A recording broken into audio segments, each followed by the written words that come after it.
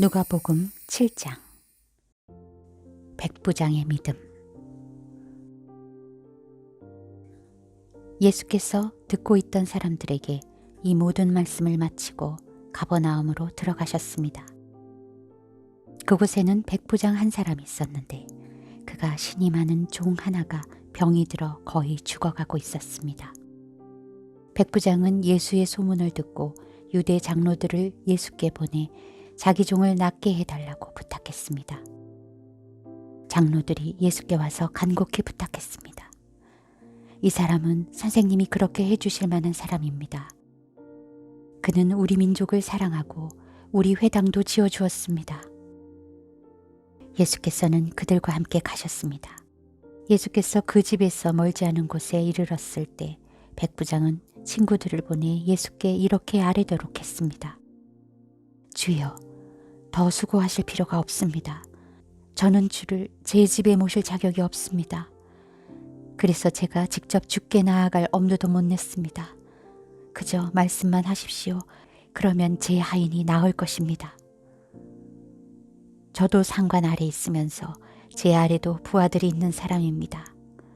제가 부하에게 가라 하면 가고 오라 하면 오며 하인에게 이것을 하라 하면 합니다. 예수께서는 이 말을 듣고 백부장을 놀랍게 여겨 돌아서서 따라오던 사람들에게 말씀하셨습니다. 내가 너희에게 말한다. 이스라엘에서도 이렇게 큰 믿음을 본 적이 없다. 백부장이 보냈던 사람들이 집으로 돌아가 보니 그 종이 벌써 나아 있었습니다. 예수께서 과부의 아들을 살리시다. 그 후에 예수께서는 곧 나인이라는 마을로 가셨습니다. 제자들과 많은 무리가 예수를 따라갔습니다. 예수께서 성문 가까이에 이르렀을 때 사람들이 죽은 사람 한 명을 메고 나오고 있었습니다. 죽은 사람은 한 과부의 외아들이었습니다.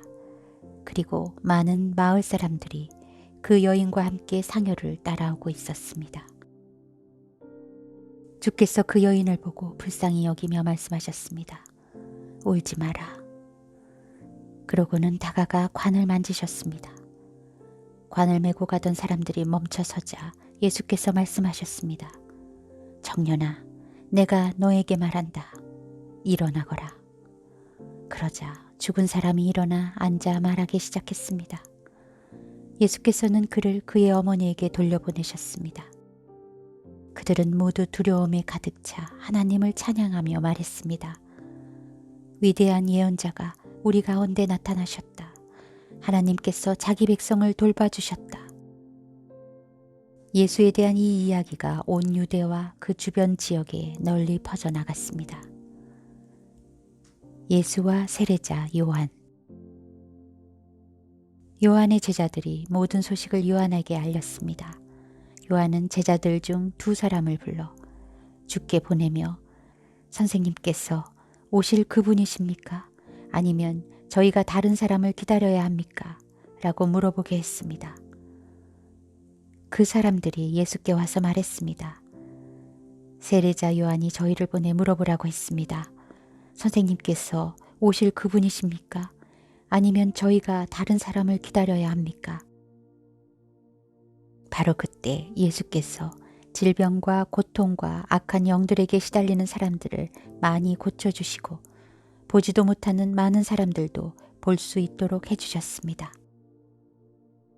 예수께서 요한이 보낸 사람들에게 대답하셨습니다. 돌아가서 너희가 여기서 보고 들은 것을 요한에게 전하라. 보지 못하는 사람이 다시 보고 다리를 저는 사람이 걷고 나병 환자가 깨끗해지며 듣지 못하는 사람이 듣고 죽은 사람이 살아나고 가난한 사람들에게 복음이 전파된다고 하라. 나로 인해 걸려 넘어지지 않는 사람은 복이 있다. 요한이 보낸 사람들이 떠나자 예수께서는 사람들에게 요한에 대해 말씀을 시작하셨습니다. 너희가 무엇을 보려고 광야에 나갔느냐? 바람에 흔들리는 갈대냐? 그렇지 않으면 무엇을 보려고 나갔느냐? 좋은 옷을 입은 사람이냐? 아니다. 화려한 옷을 입고 사치에 빠져 사는 사람은 왕궁에 있다. 그러면 무엇을 보려고 나갔느냐? 예언자냐? 그렇다. 내가 너희에게 말한다. 요한은 예언자보다 더 위대한 인물이다. 이 사람에 대해 성경에 이렇게 기록됐다. 보라, 내가 네 앞에 내 사자를 보낸다. 그가 내 길을 네 앞서 준비한 것이다. 내가 너희에게 말한다. 여인에게서 난 사람 중에 요한보다 더 큰 사람은 없다. 그러나 하나님 나라에서는 가장 작은 사람이라도 요한보다 더 크다.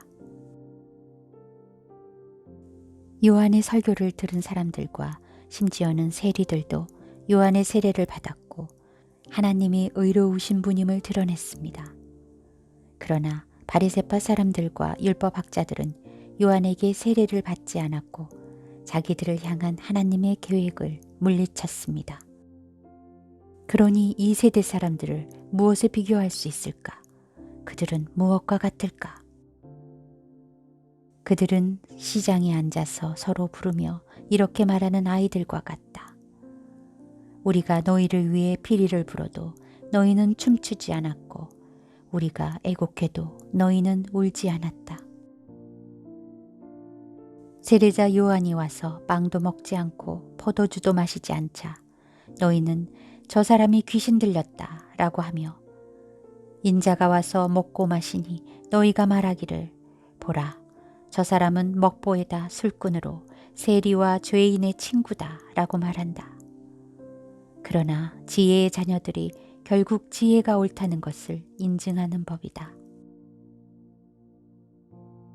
죄 지은 여인이 예수께 향유를 붓다. 한 바리새파 사람이 예수를 저녁 식사에 초대했습니다. 그래서 예수께서는 그 바리새파 사람의 집으로 들어가 식탁에 기대어 앉으셨습니다. 그 마을에 죄인인 한 여자가 있었는데 예수께서 그 바리새파 사람의 집에 계시다는 것을 알고는 향유가 든 옥합을 가지고 와 예수의 뒤로 그 발 곁에 서서 울며 눈물로 그분의 발을 적셨습니다. 그리고 자신의 머리카락으로 발을 닦고 그 발에 자신의 입을 맞추며 향유를 부었습니다. 예수를 초대한 바리새파 사람이 이 광경을 보고 속으로 말했습니다. 만약 이 사람이 예언자라면 자기를 만지는 저 여자가 누구며 어떤 여자인지 알았을 텐데 저 여자는 죄인이 아닌가? 예수께서 그에게 말씀하셨습니다. 시몬아, 네게 할 말이 있다. 그가 대답했습니다. 선생님, 말씀하십시오. 어떤 채권자에게 빚을 진 두 사람이 있었다. 한 사람은 500데나리온을 또 한 사람은 50데나리온을 빚졌다. 두 사람 다 빚 갚을 돈이 없어 채권자가 두 사람의 빚을 모두 없애주었다. 그러면 두 사람 중 누가 그 채권자를 더 사랑하겠느냐? 시몬이 대답했습니다. 더 많은 빚을 면제받은 사람이라고 생각합니다. 예수께서 말씀하셨습니다. 네 판단이 옳다. 그러고 나서 예수께서는 그 여인을 돌아보고 시몬에게 말씀하셨습니다. 이 여인이 보이느냐? 내가 네 집에 들어왔을 때 너는 내게 발 씻을 물도 주지 않았다. 그러나 이 여인은 자신의 눈물로 내 발을 적시고 자신의 머리카락으로 닦아주었다. 너는 내게 입 맞추지 않았지만 이 여인은 내가 들어왔을 때부터 계속 내 발에 입 맞추고 있다. 너는 내 머리에 기름을 부어주지 않았지만 이 여인은 내 발에 향유를 부어주었다. 그러므로 내가 네게 말한다. 이 여인은 많은 죄를 용서받았다. 그것은 이 여인이 나를 많이 사랑했기 때문이다. 그러나 적게 용서받은 사람은 적게 사랑한다. 그리고 나서 예수께서 여인에게 말씀하셨습니다.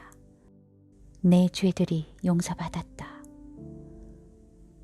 식탁에 함께 앉아 있던 사람들이 수군거리기 시작했습니다. 이 사람이 도대체 누군데 죄까지도 용서한다는 것인가?